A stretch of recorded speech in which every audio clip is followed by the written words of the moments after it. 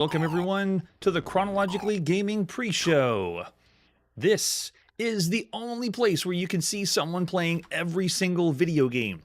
And we really don't shy away from many games. We play every single game in order of release. Playing the games all the way back in the 70s, and we're still kind of doing the games from the 70s because right now we are playing the games that we haven't checked out or missed the first time around in the backlog. So this is what you're experiencing right now is December 1982, and we're moving and pressing forward to see the next games.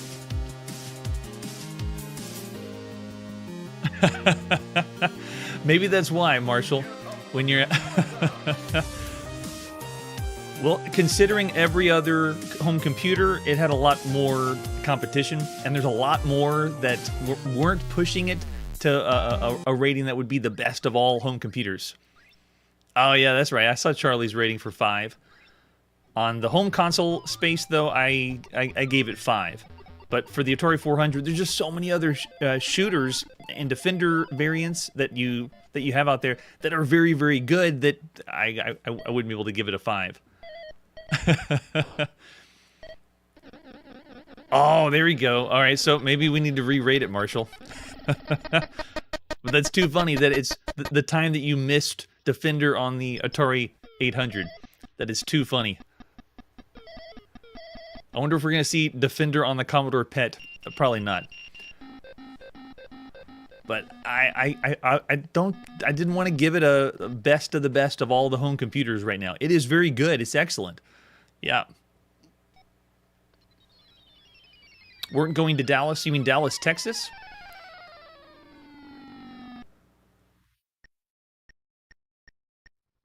Oh, you bet, Charlie. In fact, I think it's already... Well, no, it hasn't been released yet. That's right, 1983. But I'm not even sure which games we're going to see on it. Oh, yes, I was going to try to do that, Marshall, this time, but we've been in between job situations and then also home situations, so wasn't able to make it this time. I would have loved to.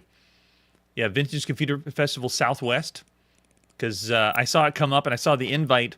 They didn't reach out to me directly, but I considered it, and I even I really enjoyed doing the presentation last time, and I'd like to go out again, but just didn't have it in the cards this time. That is too funny about the ratings. Oh, that's true. Thanks, Brian. So I'm trying to figure out a best way to keep the show going constantly without taking a week off. It is different whenever you're going in between jobs, so that hindered it. But I was thinking maybe, yeah, three days a week and then 2 days off. I'm not sure if I can do a whole hour episode anymore. My voice and throat for an entire hour usually give out, because if I was just sitting here silently playing games, it'd be one thing, but to do the live show for a whole hour it's starting to strain the vocal cords. At least go it non-stop. Oh wow, and Curtis, you had to miss both? Oh, and then Cocoa Fest, beginning of May. Yep, that one's gone too. And yes, Marshall, since the life schedule has been a little bit more intense, it's been a little harder, but I'm considering doing a Monday, Wednesday, Friday cadence, maybe a live show once a week, twice a week, and then one backlog to catch up. I'll send some messages in the Discord just to see if anybody has any other preferences or ideas. Grim the Spaceman posted on our Discord channel some ideas which were very helpful, and so I've been considering a lot of how we're going to do the show moving forward. 4 5-hour show. There you go. Yep, Curtis. I don't know if I could do that. In fact, the Steve Dietrich, the Vint nerd, asked me to go to the SoCal Vintage Computer Festival. And he invited me and said, can we get you on and we just have you for like 4 hours playing games in order of release? And I thought to myself, I don't think I can do that because I don't think my voice could take it. But maybe if I didn't have a script and I was just playing games and having the games speak for themselves and not me speaking for the games, maybe. But I'm sure that's what most of the people that are here for the live show want to see. Just a lot of games. Just go. Keep going. Keep going. I'd love to do that. All right, it is showtime.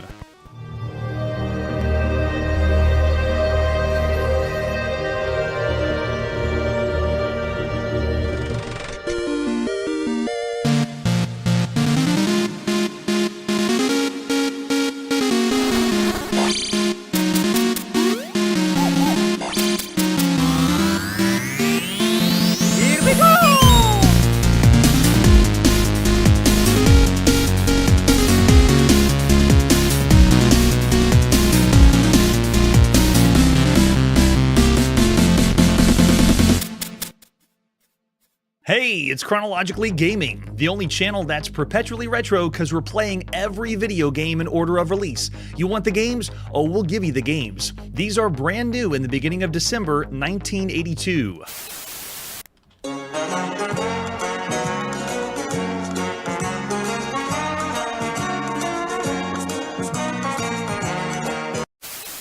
And we were last playing Defender, finally at home on the Atari home computer and the Atari 5200. Let's see what our next video game release is.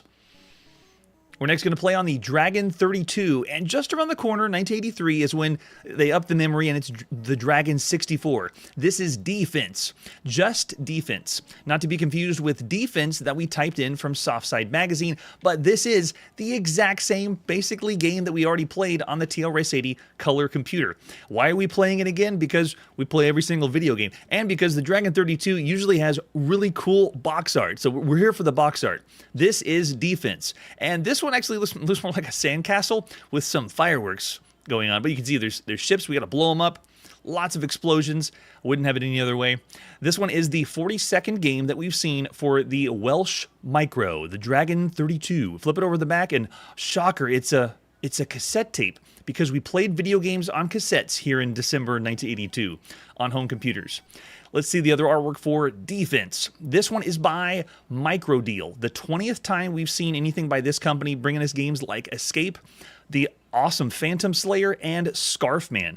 So I think this was the first way you would have seen the box. Every now and then we get Dragon 32 games as the first release and then a later release. That fancy box most likely was the 1983 one, and then this one was the first time you would have saw it. Arcade game, defend your missile bases against the oncoming barrage of enemy missiles. Now I know why they needed a better marketing for that one. Oh yes, Curtis, it does have a different color set. We can mess around with that when we get to it. So flip over the inside, and you can see here's the loading instructions. It's machine language, and there's an example of the screenshot, and that's pretty much all we got. Let's pop in the cassette to play Defense. This is by Colorful Software, published by Microdeal in the beginning of December 1982. This is the fourth time we've seen anything by Colorful Software, bringing us games like Color Out and Nibbler. So all we got to do is do C-Load M, and then I'm going to spare you the loading for a cassette tape. We're going to go really fast.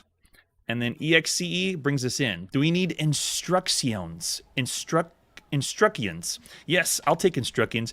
Defense is an arcade quality game in which you use laser fire to defend your outpost from an onslaught of enemy laser beams. Flip charges and fusion bombs. Develop a strategy for firing so as to conserve your ammo. You have to use the right joystick to sight and position before pressing the button. So we got our analog joystick plugged into our Dragon 32. Intercept laser beams, fusion bombs, and flip charges before they hit your outpost. Each time you fire, you expend one round of ammo. You have a main ammo supply. Now, I actually don't remember these instructions on the TRS-80 color computer version, and I'm sure Curtis will correct me if the Coco has this.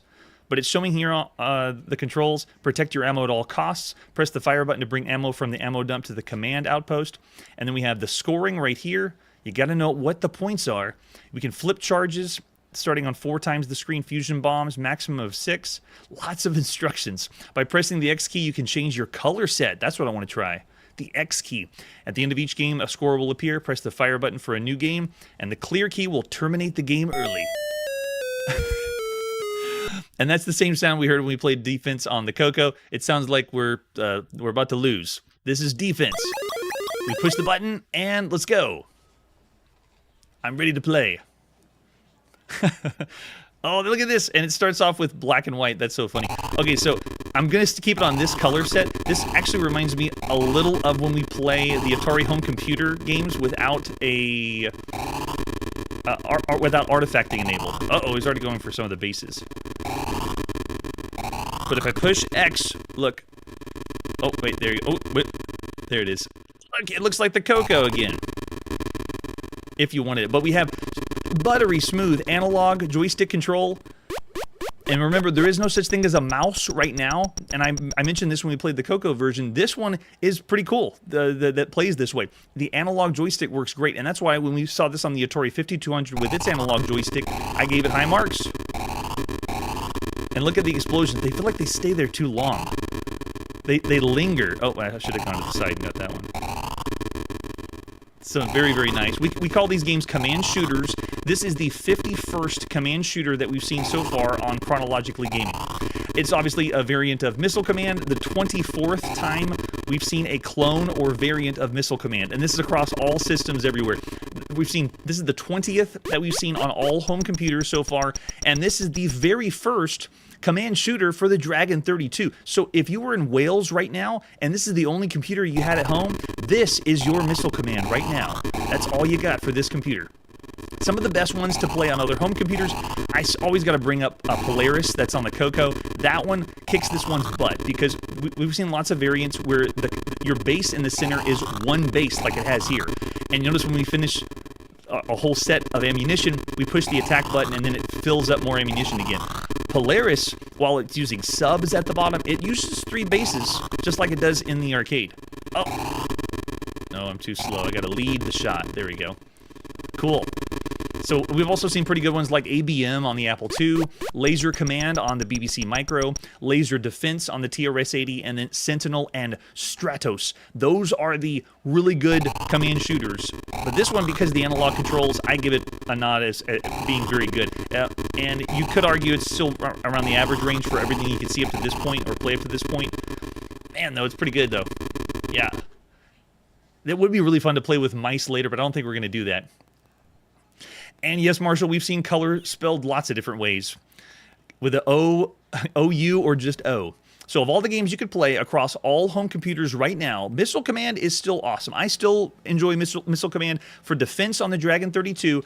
This is still around the average range, but I don't want to say just 3 stars. I'm going to say the same rating we gave it for defense on the TRS-80 color computer.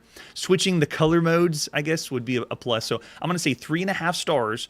Just slightly above average for everything you could play on all home computers thus far. Way to go, defense. And Charlie's with me, I can see in the chat. Oh, well, I got lots of 3.5s. Are we going to do a 3.5 sweep from everyone that's here for the live show?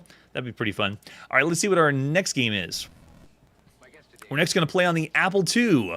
It's December 1982, just getting ready for the holiday season. Is Dig 'em the game that you're going to get for Christmas? Let's find out. Here's the box for Dig 'em. If it's a real box. Come on, is this a real box? I think it might be a fabrication. This game is only on the Apple II. It is the 437th game that we've seen for this home computer. And it is by High Powered Games, as it says here. The second time we've seen this company, the only other thing they've done is Rainbow Zone. And if you haven't seen Rainbow Zone, it is one of the weirdest shooters that we've ever seen. Check it out. So this box is, yeah, probably not a real one, but they're giving an example of the screenshot, and they're really giving away what kind of game this is. Howdy, Brad. No problem if you're late. Welcome to Chronologically Gaming. Do we have any other artwork for Dig 'em? Nope. We just got the screenshot, and it's already telling us what the game is. All right, let's pop in this disc to see what Dig 'em is like. This is High Powered Games in the beginning of December 1982. Boop, boop. Give me that Apple II. Nice. All right, so this one, I couldn't find a cleanly cracked version of this. We have to play the cracked by the Parasite and the Magnet version of the game. Now, it goes right in, and I'm trying my analog joystick, nothing. I try my paddle controls, nothing. That means this is keyboard controlled only. Everyone ready? That sounds like the same opening that we just heard for defense.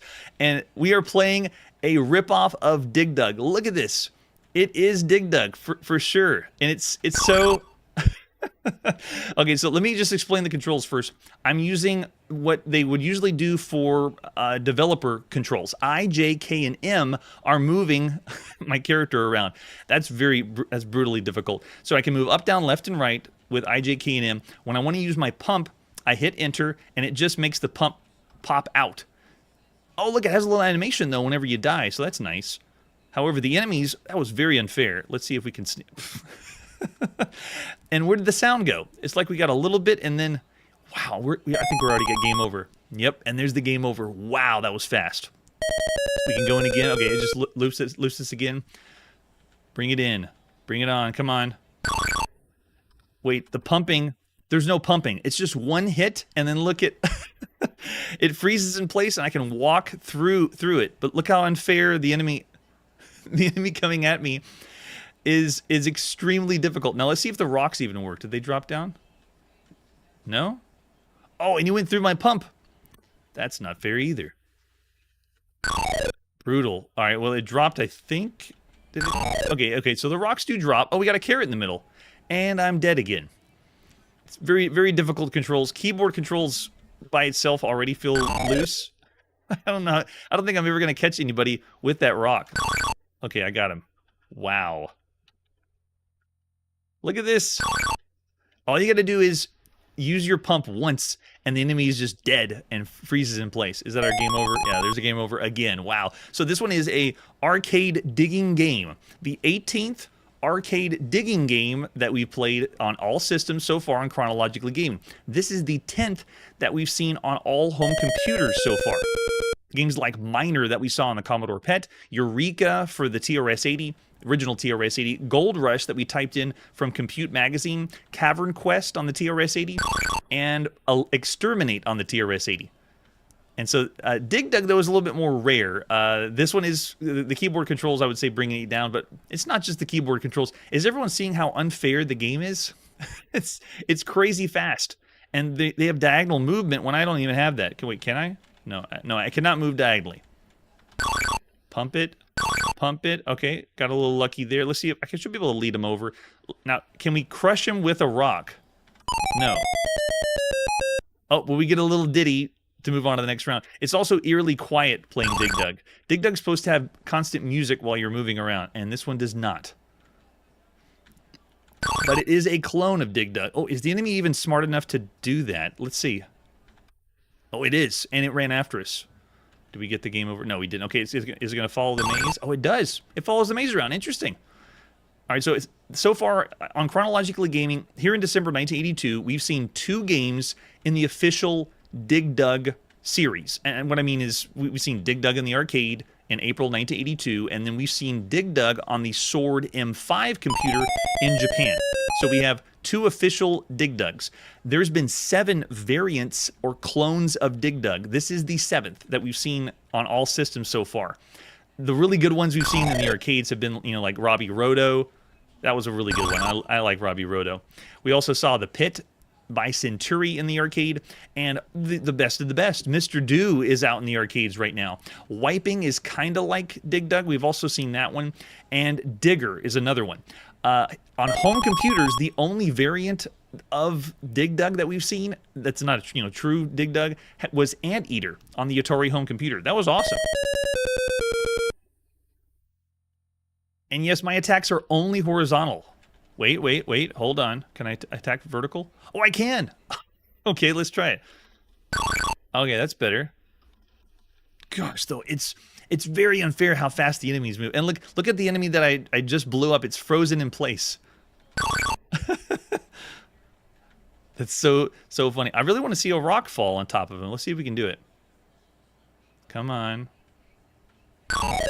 It's too fast. I don't think it's possible for us to get a rock on him. Look at that. No way. I'm not going to be able to escape that. So while it's very rare to play a clone of Dig Dug, this one is not very good. Of all the games you could be playing on home computers, you would have a trip just seeing the screen, and being excited. Maybe that's why, if that really was the box, they were selling this game because of the screenshot. Like, oh my gosh, it's Dig Dug.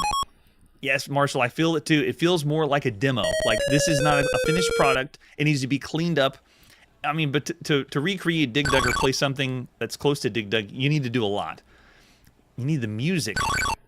And this one makes the Sword M5 version look like witchcraft. When you think of, the games you could play on computers right now, it's too good. This one, though, I don't even think I can get... I don't even think I can get the rock to fall on their heads. Well, you would find some enjoyment on it. I kind of don't want to call it completely broken, just because you would understand the cadence of this game and get it to work. And I'm being very harsh on it, just because you would have to take some time to familiarize yourself with how this game works, because it really doesn't play like Dig Dug. It doesn't feel like it. It just looks like Dig Dug. So I'm looking in the chat. We already have some bad ratings. The 2-star rating means you call this game bad for all the games you could play on home computers. Marshall saying 1.5 stars. Brad saying 2.5. That's true. If this is all you had, you would enjoy it. You'd have some fun with it, because there's not a lot of Dig Dug. It's very rare to get anything close to this. And then I see mostly 2s from Charlie and Brian, 2.5 from M. Tiskey, That's pretty kind. All right, so dig 'em. I don't know if I can dig that one. It's low. I was gonna say yeah, about 2.5 stars is where I was gonna start. Subpar. I don't know if I want to call it straight bad. Marshall's going pretty low with 1.5 stars. You'd find yourself having an okay time. Two's rough though. Curtis is saying 2 to 2.5. In a way, when we first saw clones of any video game when we were in the arcades in the 70s, I was rating the clones a lot lower than the official games, giving more props to whoever had the idea should come out with it first. This game, if this had nothing to do with Dig, let's say they reskinned it and just had a digging game, I probably would rate it higher, but part of me wants to rate it lower because they're capitalizing on a concept or the arcade Dig Dug, and they don't execute it very well. Yes, right? But there's so many good games on the Apple II. Yeah, I gotta say 2. 2 stars for Dig 'em. It's a bad game because they're ripping off Dig Dug, and there's just so much better fun games out there. So yeah, I'll concede with a few of the 2 stars that were out there in the chat. And yes, I with you there, Brad. If it was all you had, then that's what you'd use for Dig 'em. I don't know, man. Maybe I want to do 2.5 because you could find some. Well, they didn't have the joystick controls though. Yeah, we'll go 2. 2 stars for Dig 'em. Dig Dug deserves better, and clones of Dig Dug deserve better too. Yeah, there's too many good games. All right, let's see what our next game is after Dig 'em. Next up, it's time to go to Japan and check out the latest release on the NEC PC-8801. This is Dragon and Princess. Not Dragon and the Princess, just Dragon and Princess. Here's the box. Oh yes, prepare yourselves. The very first versions of this game were on the NEC PC-8001 series, as we see here on this cassette tape. And the cassette tapes in Japan, I've never knew this before the show. They're all flipped the other direction. Have you noticed that all the releases in Europe and North America, the cassette tapes are vertically oriented, but in Japan they make the artwork horizontally oriented. So you'd actually be flipping the spine this way to see what it is, rather than the other way. But the artwork for this one is pretty good when you consider the games you would be playing on home computers. It looks really nice. This one is the 17th game that we've played for the PC 8801 or 8001. We've been putting them together in one category. And a lot of the games that were released for the 8001 are going to be re-released or able to be played on the 8800. Now, I'm not able to translate Japanese, but the majority of the games that we're going to be playing in Japan, if I can find a translation, we will be playing those. This one is big. We have a lot of stuff that we can talk about for Dragon and Princess. Let's take a look at the rest of the artwork we got. Oh yes, Charlie, it is getting closer to Japan's console era for sure. So this is the way you probably would have seen this on the store shelves if you wanted to, have it vertical. There's the spine, and then the cassette tape that we're going to pop into our 8801, not the 8001. This one is, if you see from the front, there you go, the front of the box says it's by the Koei group. That's right, this is by Koei, one of the very first video games that we've seen by this company, and they're still making games today. There could have been another game that was released in 1981 that we didn't see yet, just because release dates are a little spotty, called Kawanikijima no Kasen. There's also other games that we haven't seen yet by Koei called Nightlife and Man Oh Man, we're going to get into that one later, and Chitai Tanken. Those games are going to be just around the corner that we'll be seeing here on Chronologically Gaming. But because I know so much about the history of Japanese video games, there's so much that's not documented that it wouldn't surprise me if Koei had even more games before that. So this is what it looks like with the whole sleeve, the whole presentation and experience. But look at that logo for Koei. It's so ancient. It's incredible. I love it. Looks like only 4,500 yen for this one. And now this is the version that we're going to play for this screenshot, but this has multiple versions, lots of different ones you could have played. It also is available in 40 column and 80 column mode. There's an example of the 80 column mode, and if you played one of the first versions, this is what it looked like. Notice the difference between the graphics, at least for the combat mode. the version that we're going to be playing is going to be a later one, just because I want to show off the NEC PC-8801. But most likely, if you played it for the very first time, this is what you had. There is some people that looked in the code and they saw October 1982 as the release date. It's either the 8001 was released in October, or the development time began in October, and then it was released here in the beginning of December 1982. All right, so we don't need to go through screenshots, though. I have a few other things we can look at. One is I have some maps for Dragon and the Princess. This is the map of the town. You can see we have the bandit safe house, the street corner intersection, and the roads for the map. This was all on CRPG Addict's website that I got from. Really helpful. I'm going to include links down below for that.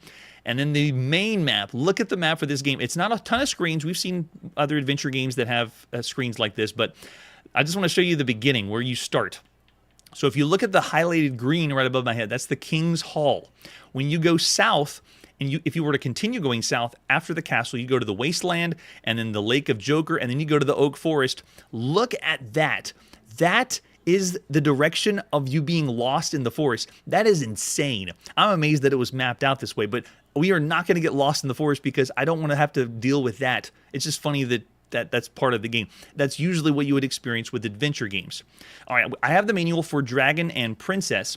This one is completely in Japanese. I haven't translated this one, but we do have a version of the game that will be in English. Thank you so much, CRPG Addict, and I'll credit also the translator for the game when we get into that. So I'm just going to breeze through the manual because it's explaining with lots of text, no pictures, how to play the game.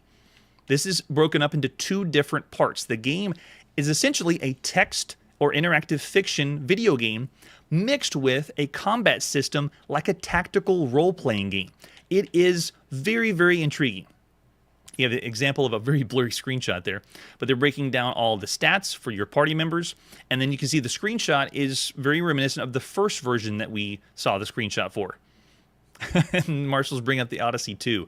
We're far from the Odyssey 2 now.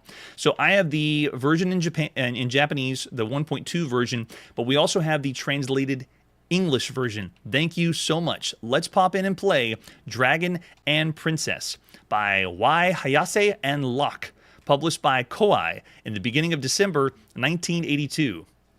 So this one's part of a compilation pack. I'm going to go ahead and boot up Dragon and Princess, the English translated version. Let's play. So the two sections of this game have interactive fiction or text only, and then role-playing. So this one is the 229th interactive fiction text-only video game that we played thus far, because it really does have an adventure side to this game. So the English translation was done by Laszlo and N. Lusel. Thank you so much for doing the translation. Here we go. Oh, I also noticed that it says Koei Mycom, because that's how they were doing their publishing right now. Again, one of the very first times we've seen Koei. Now, this game is special because it's highly regarded as the very first Japanese-made role-playing game on any home computer. But like I said before, the rabbit hole of video games on home computers in Japan goes so deep that it wouldn't surprise me if there already was a Japanese-made role-playing game before this one. So while most people say it is, as I've been digging deeper and playing more and more games and scouring databases in Japan, I'm sure there's another role-playing game, but as of right now, this is the first one we've ever seen that's been made in Japan. There's a few other contenders too for games that were Japanese-made role-playing games, like adventure-style games, the text-only games. There's been Omotasando Adventure that we've already seen that was made in Japan. There's also ports of Zork and Zork 2 that are available in Japan that we've seen here on Chronologically Gaming. There's also graphic text adventure or text adventures with graphics that Japan's done, like Mystery House, Volume 1 and 2, and then the Micro Cabin Mystery House. There's also one that had a little bit of role-playing elements, just a little bit. Spy Daisakusen is also another one we played, and then another one we saw was Takara BD Adventure. All right, so let's go in the game. I'm going to push any key to begin. They're going to ask what screen width we want. I'm going to go with the 80-column mode because I want to see the flashiest, coolest graphics. But you could go with 40-column if you wanted to. Here we go. We want a new game? Yes. We are not loading our game. Okay. The game begins with 5 characters. This is a tactical role-playing game where you'll be able to control all 5 characters. Very, very impressive.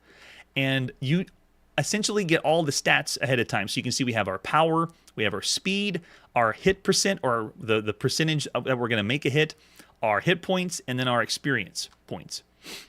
All right, so all we get to do is name ourselves, which number 1 will be me. I'll name him. Is it all capital? Oh, it's not capital. Cool. Seed. Oh, wait. Why didn't it delete? Oh, it isn't capital. I want to remove.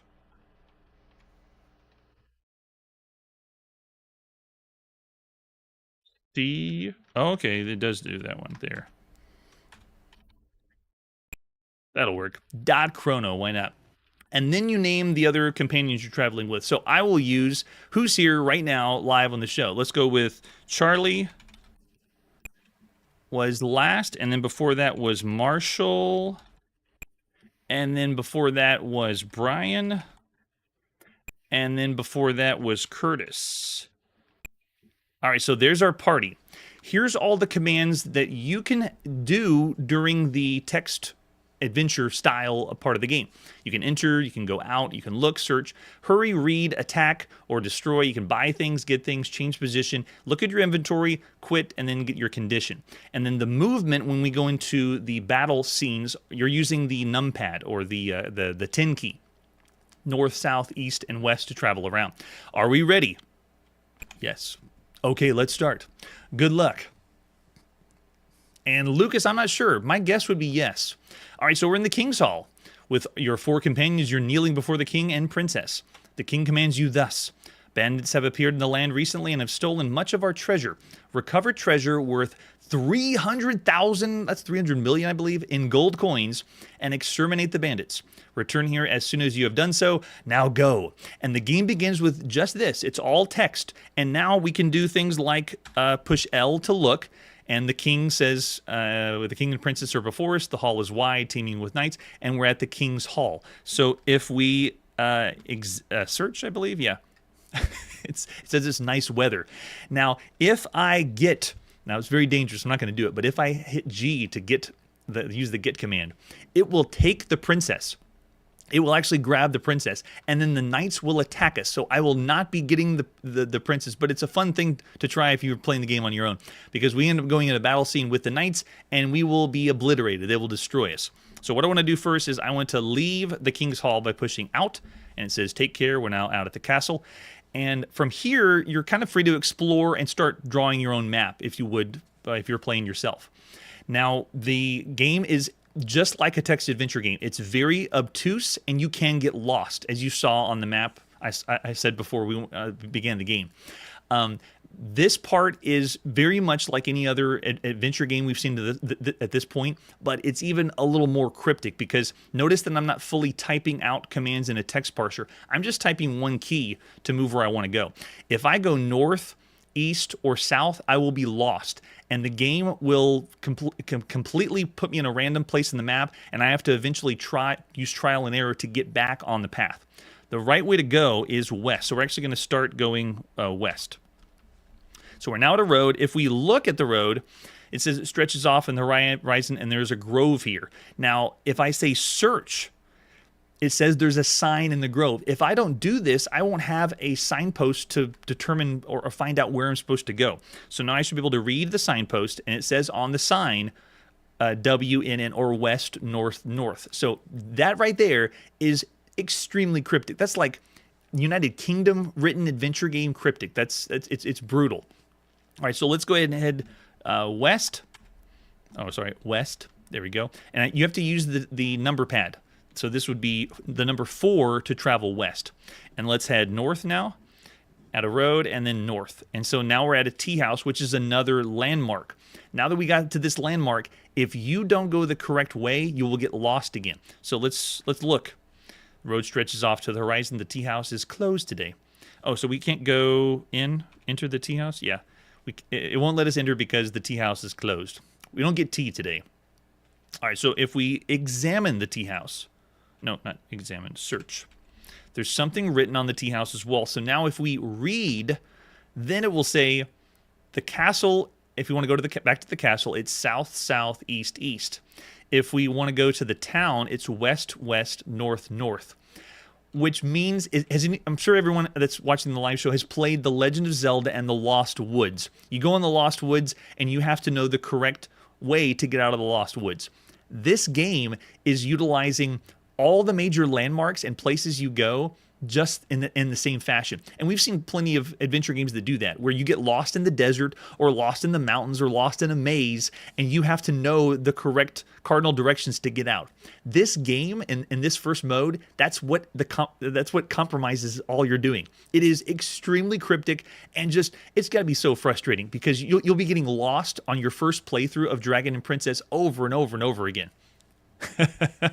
Yeah, Curtis. UK difficulty with polite all the Canadian-made games, they're much more polite and easy for adventure games. Yeah, right. Yeah, and I like the tea house side of it too. All right, so we want to go to the town, so let's head west and west and north and north. We're now at Ross Blue Town's Gate. And if we enter, we hit E, we'll enter and we're in the city, and now we're part of the whole town map that we saw. It's a very, very large town. I'm gonna go ahead and exit the town. Let's get out of here. Leave, I think, right? No, not look. Open? Yeah, out. So we leave the city and we're now outside. Now we're gonna get lost. But before we do, I want to show you our inventory.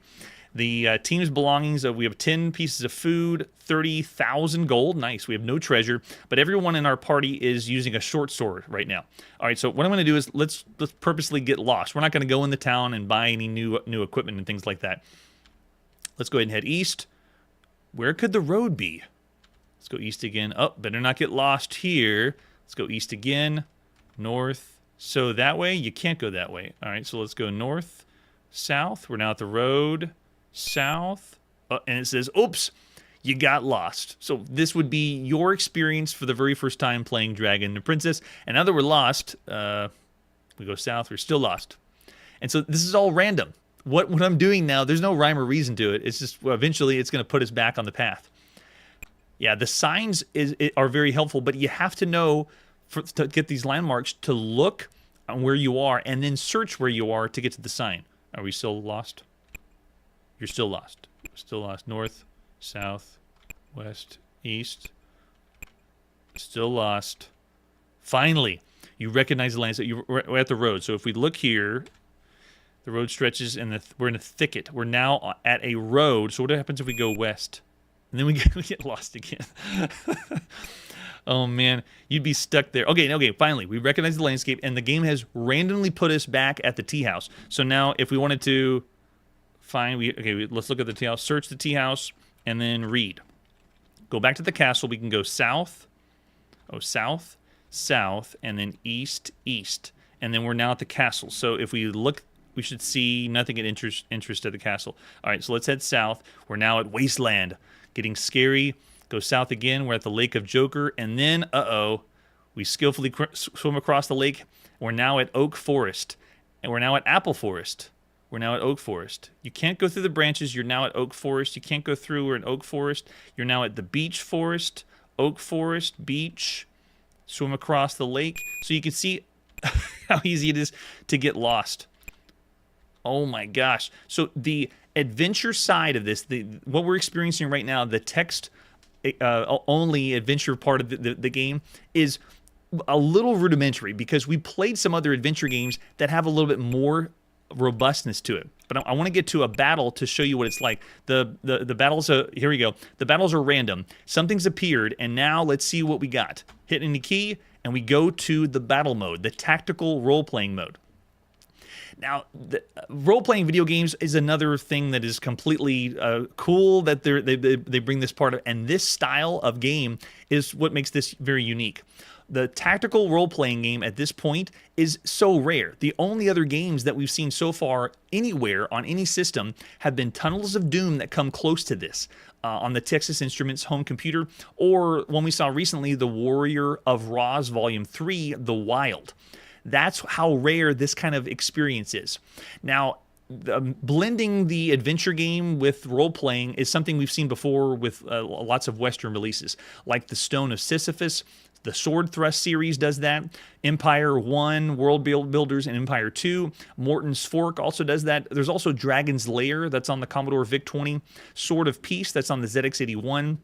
Appventure to Atlantis, Dr. Goodcoat's Cavern, The Haunted Palace, The Black Dwarf's Lair, The Keys of the Wizard, that was on the TRS-80 color computer, Escape from the Dungeon of the Gods, Warlock on the VIC-20, The Quest on ZX Spectrum, Chateau, that's on the Dragon 32, and then at this time period, there's video games that are incorporating not straight role-playing or not straight adventure games, but I just want to get you to understand how special this is to see a game blending the two modes together, and it's a tactical role-playing game. It's insane. Okay, so here's our commands. We can move, attack, search, and then go through. What are we fighting, though? Did it tell us what we have? So it's Chrono's turn. I'm highlighted with the white square. Also notice that all 5 of the characters have a number assigned to them. Like I got number 1, I think there's a number 2, number 3, 4, and we all have our own outfits. So we have clothes to represent where we are. So I think we have one wizard. Let's go ahead and move. Let's go move, and then which direction we want to move. Go ahead and go to the side over here. And then my turn is done. We go to our Charlie's turn next. And now Charlie's going to, let's surround him so we can... Let's go ahead and move to the right spot. Okay, so his turn's done. Marshall's up next. We can go ahead and move in this direction, and I think that is it. It only lets us move for the first time. All right, so let's get everybody in position, because I don't know what's going to happen when they attack. So Curtis is up next. Let's go ahead and move from the south. Okay, turn's done, and then the enemy goes. Looks like Grizzly Bear is what it is. Attacks Marshall, but it fails. The bandit's coming in. So we have a bandit and a grizzly bear. Let's all surround the grizzly bear. Move, move, move. Okay, my turn's done. Charlie's up next. Let's get him to be here. And then let's go attack. And then which direction? We want to attack that way. Attack the grizzly bear. 5 damage. Very nice. All right, Brian's up next. Keep moving to this spot, and his turn's done. Let's go ahead and move Curtis to the side there, and Curtis is now the enemies are going to go. Grizzly Bear hits Marshall with 17. Yikes. I think he only has 20 hit points. Let's look at the condition of everybody. Do you want to see everyone's condition? Yes, because I think Marshall might die. Chrono's condition is, there's our power, speed, hit percent, our HPs. Mine's at 50 because I haven't been hit yet. Okay, so it looks like we got 50 each, possibly. Okay, Charlie's looking good. What was Marshall? Yep, he's got 15 hit points left. Yikes. Then Brian's condition is looking all right. Curtis is okay. All right, so let's go ahead and move me down. I'll stay right there. Charlie will go ahead and attack. Attack south. 5 damage dealt. We got to kill this grizzly bear before the bandit shows up. Go ahead and attack. 8 damage. Nice hit. Grizzly Bear's still going. Let's go ahead and move Brian in so the Grizzly Bear can't attack in that turn. So you see how this is playing out. I'm taking turns controlling and moving every character. This is very rare for a video game, and it's paired with an interactive fiction or a text-only game. Very, very different, and we love different here on Chronologically Gaming. All right, so let's go ahead and attack. Curtis is up. Hit it. But the attack fails. Darn. All right, enemy's turn. Let's see what the grizzly bear attacks Curtis and fails. Very nice. And the bandit's probably going to move closer. Yep, he's coming in. All right, so I can't go for an attack, so I'll actually stay. I'll move in. Let's move it to the bandit to stop him. There we go. So I'll move in there. Let's have Charlie attack south. Notice they're giving us little bits of an animation too, much better than, I mean, again, we're only comparing this to Tunnels of Doom and The Wild, and they're giving little animation for all the attacks. It's very cool. All right, so let's have Marshall attack. Hit at 5 damage. Is the grizzly bear dead? No. All right, so let's do it again. Attack. Hit it, 2 damage. Brian's not hitting as hard. And then attack. And that one fails. Darn. Every character that gets rolled in the beginning is pretty much the same stats. And there's no way to change that. The only way that you can increase in level is every time you make successful attacks. That's how you're getting experience points. All right, so let's go ahead and let's just stop there. No, I do not want to see everyone's condition. All right, let's go ahead and skip 5. I'll stay right there, and then let Charlie go and attack south. 9 hit. Nice one, Charlie. All right, let's go with Marshall attack. That one fails. All a roll of the dice. Plus, we're very early in the beginning of the game. Let's go ahead and attack north. 3 damage dealt. Grizzly bear is tough. In my playtest, I've never come across a grizzly bear. But then again, I didn't go this far. In my playtest, I was fighting snakes, which weren't that difficult.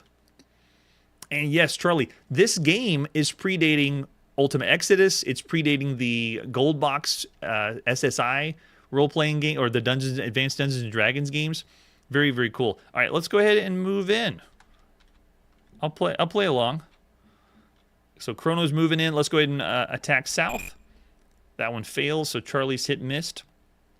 Go ahead and go Marshall. Attack to the right. That one failed. Everyone's getting bad rolls now. And then attack up to the top with Brian. 3 damage. Grizzly Bear is still alive. And then Curtis. Nice hit. 8 damage. And so Grizzly Bear's still going. Oh my gosh. Grizzly Bear hit Curtis with 26. That's terrible. Okay, let's go ahead and attack this bandit and see what happens. So this is first attack, but mine failed. Of course it did. All right, attack south. That one fails. I'm sure we're not leveled strong enough for this because I don't even know how many hit points the grizzly bear has. Let's go ahead and attack. Brian's hit misses. It fails. Let's see Curtis go in, and that one fails. Something else to consider is there isn't a magic system to this game. So what you see here, you're going to be buying weapons and armor from the shops and stores, and then you're set off on a first quest by the king. When you complete that quest, then the princess will be needing to be rescued. So it's like it's very similar to a Calibeth, where the king is going to be giving you a quest to go on. All right, let's go ahead and attack, and I miss again. That bandit's very wily. All right, let's go ahead and attack south. That one fails. 5 damage on the grizzly bear. Still alive.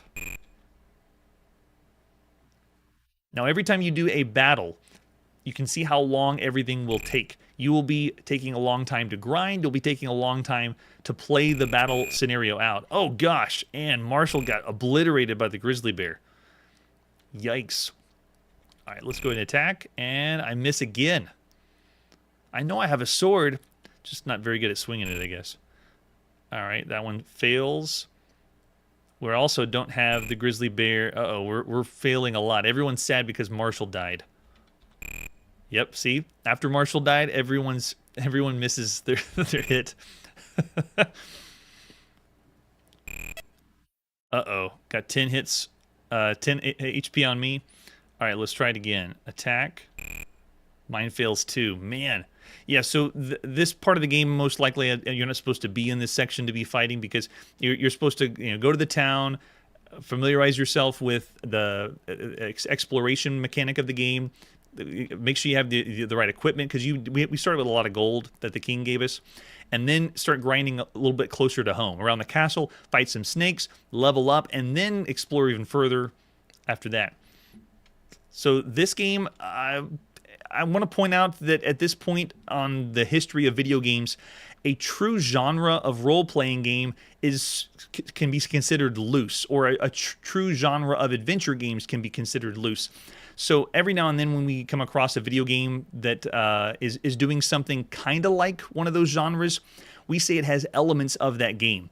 So, for example, since the beginning of video games, there's been some games that I would consider have adventure game elements, not a true adventure game. Here on our show, if a video game is inspired by the very first game called Adventure or Colossal Cave Adventure, then we call it that. an adventure game. But if a video game has elements of an adventure game, then we just put that it's kind of like an adventure game, but not a true adventure game. And adventure game elements would be a game that contains storytelling, exploration, puzzle solving, non-playable characters, dialogue, and an inventory system.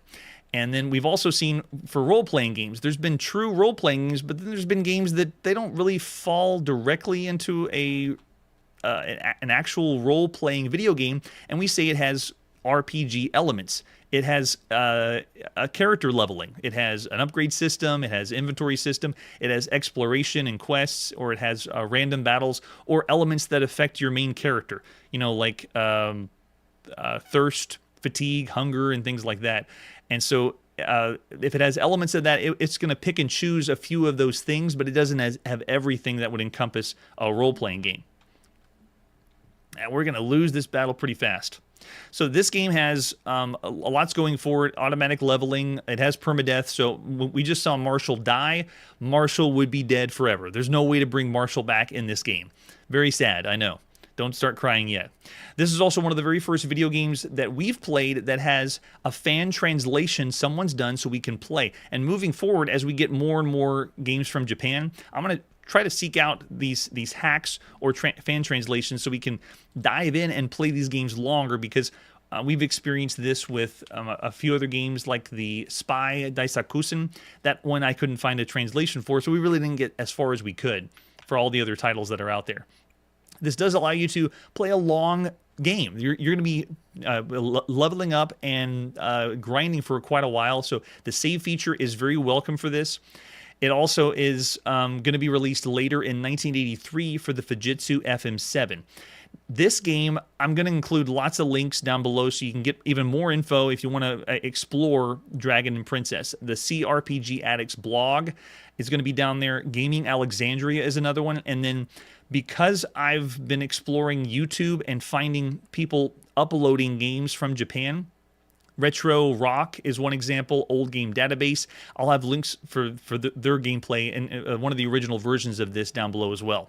So this game, you'd have to play a long time to really absorb and rate it. It's kind of similar to when we played Wizardry or Ultima. This one, though, after the first experience and all my playtests, there's a lot to be desired compared to everything else that's available for all home computers. Dragon and Princess is, I'd still say, maybe around the average range, even though there's not it's not a very average title with the two different game modes. Because Charlie's saying great value for your gaming buck, giving it 4.5 stars. I wouldn't be able to go as high as that one. It is unique that it's blending the two different pieces together, and it's also rare, but with the way it's combining the two, I don't know if I could say it's one of the best games you could play of all time. Look at that. Yeah, big time investment, getting a 4-star from Brad. Brian saying nothing like it with 4.5 stars. Yeah, right. I'd want to play for that mode too, but I wouldn't say it's one of the best games you could play across all home computers right now. Yeah, Curtis is saying 4.5 for the innovation, mixing genres, and that's true. When you are able to have better graphics, you can do that. Marshall's saying 3.5 because he died. Don't take it that personal. Well, I'll say I'm not going to go with one of the best games you could play across all home computers. It is decidedly around the same range as the Wild that we saw on the TRS-80. So I'm going to say 4 stars. It's still excellent for everything you could play on all home computers, but not something that's pushing in the realm of the best ever, just because the two modes aren't like it's not doing something exceptional. The tactical role-playing game is side of it, but I'll say 4 stars for Dragon and Princess. It's welcome addition, something new, and we love new here on Chronologically Gaming. All right, that's where we got to put our video game playing on pause. We don't want anyone else to die in our party if we were to continue playing Dragon and Princess. Next time on Chronologically Gaming, more brand new releases for your Atari 2600, including one of the best from Imagic, US Games, and maybe we will phone home. That's it for today, and like I always say, it's 1982. Shouldn't these princesses be rescuing themselves? Hey everybody, thanks for checking out the channel and joining me on my quest to play every single video game in order of release. We'll be streaming live every weekday at 9 p.m. Central, so join us and let us know if we missed any games along the way. This video would not be possible without Launchbox, RetroArch, and MAME. Tell all your friends there's some crazy guy named Chronologically Gaming trying to play every single video game. We have links down below that'll send you to places like our Discord and Patreon, and one that says all the video games we've ever played. If you go there, it's a list of everything, and you can click right to the game you want to see. Chronologically Gaming is the name to look for. We are perpetually retro, and we will catch you next time.